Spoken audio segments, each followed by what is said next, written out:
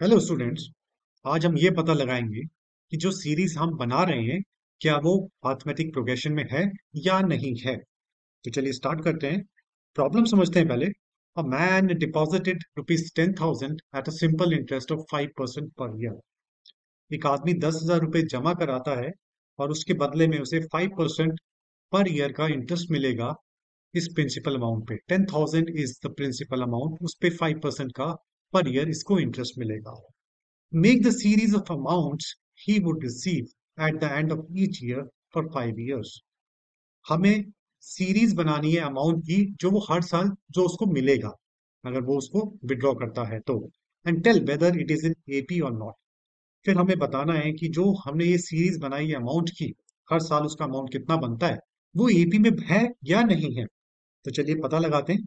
सबसे पहले कॉन्सेप्ट समझते हैं सिंपल इंटरेस्ट का। ये देखिए कह रहे हैं 10,000 पे इसको सिंपल इंटरेस्ट मिल रहा है 5% एवरी ईयर। तो आपने पढ़ा होगा कि जो सिंपल इंटरेस्ट का जो फॉर्मूला है, that is simple interest is equal to principal multiplied by rate upon 100 into time. तो यही फॉर्मूला लगाएंगे, हम सिंपल इंटरेस्ट निकाल लेंगे और यही सिंपल इंटरेस्ट हम प्रिंसिपल में जोड़ देंगे, वो अमाउंट उसको मिलेगा। फॉर एग्जाम्पल, एक साल के एंड में उसका अमाउंट कितना बनता है, दैट वुड बी अमाउंट जो है, amount would be principal plus interest. Principal तो 10,000 हमें पता ही है। इंटरेस्ट किस तरीके से निकालेंगे? प्रिंसिपल हमारा, अगर मैं बात करूं सिंपल इंटरेस्ट हमारा for 1 year, simple interest for 1 year, तो प्रिंसिपल हमारा हो गया 10,000।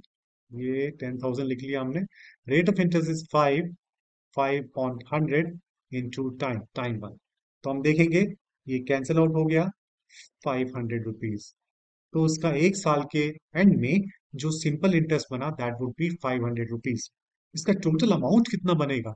अमाउंट क्या होता है प्रिंसिपल में, अगर मैं इंटरेस्ट जोड़ दूं, मेरा प्रिंसिपल 10,000 है, उसमें अगर मैं 500 जोड़ देता हूं तो मेरा अमाउंट बन जाएगा 10,500।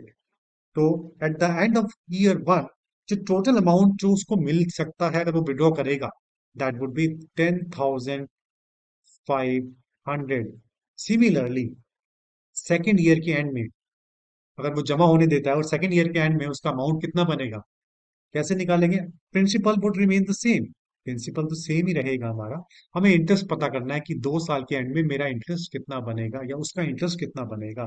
तो यही फॉर्मूला अगर आप लगाएं तो सिंपल इंटरेस्ट, अगर फॉर्मूला लगाऊं मैं, 2 साल के एंड में principal is 10,000, rate of interest 5 साल है, सॉरी 5% है, इंटू टाइम 2 साल है। तो ये कैंसिल आउट हो जाएगा, 500 इंटू 1,000 रुपीज। तो 2 साल के एंड में उसका इंटरेस्ट बनेगा 1,000 रुपीज। अब यही 1,000 अगर मैं प्रिंसिपल में जोड़ देता हूं, दैट इज 10,000 है मेरा प्रिंसिपल, तो मेरा अमाउंट 2 साल के बाद बन जाएगा 10,000 प्लस 1,000, 11,000 रुपीज। उसी तरीके से थर्ड ईयर के एंड में माई अमाउंट वुड बी 11,500 रुपीज। 4 साल के एंड में ये बनेगा 12,000 रुपीज और 5 साल के एंड में बनेगा 12,500 रुपीज। हमने सिंपल इंटरेस्ट निकाला, 5 साल के एंड में जो सिंपल इंटरेस्ट है वो 2,500 बनेगा। 2,500 को हमने प्रिंसिपल में जोड़ दिया, अमाउंट बन गया। तो उसी तरीके से हर साल थर्ड ईयर के एंड में 11,500, फोर्थ ईयर के एंड में 12,000, इस तरीके से ये हमारी सीरीज बन गई। तो आई होप ये आपको समझ आया होगा, हमने अपनी सीरीज बना ली है। अब पता लगाना है कि ये जो सीरीज है ये अरिथमेटिक प्रोग्रेशन है या नहीं है। तो उसके लिए हम क्या करेंगे, अगर इनके बीच का डिफरेंस, सब्सिक्वेंट टर्म्स के बीच का डिफरेंस कॉमन रहता है, तो we can say that this is an arithmetic progression. अगर नहीं है तो हम बोलेंगे नहीं है। तो अगर मैं इसके डिफरेंस की बात करूं, 11,000 और 10,500 के बीच में डिफरेंस क्या है? 11,000 minus 10,500, it comes out to be 500। अब बात करते हैं थर्ड ईयर के एंड में जो अमाउंट बना और सेकेंड ईयर के एंड में जो अमाउंट बना, उसके बीच में डिफरेंस क्या है? अगेन 500। और इसके फोर्थ ईयर के एंड में, थर्ड ईयर के एंड में अमाउंट का डिफरेंस क्या है? 500। फिफ्थ ईयर के एंड में एंड फोर्थ ईयर के एंड में जो अमाउंट का डिफरेंस है दैट इज 12,500 माइनस 12,500। तो आप देखिए कितनी मजेदार बात है।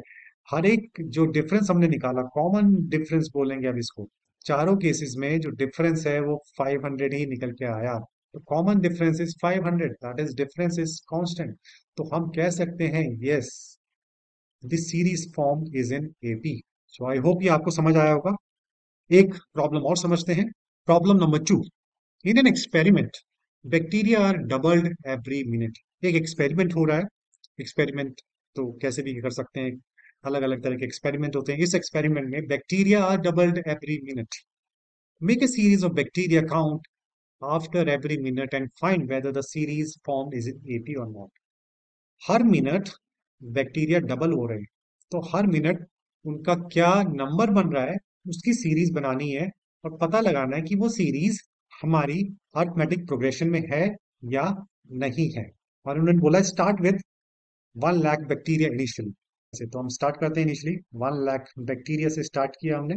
1 मिनट के एंड में ये बैक्टीरिया डबल हो जाएगा, यानी कि इट विल बिकम 2 लाख।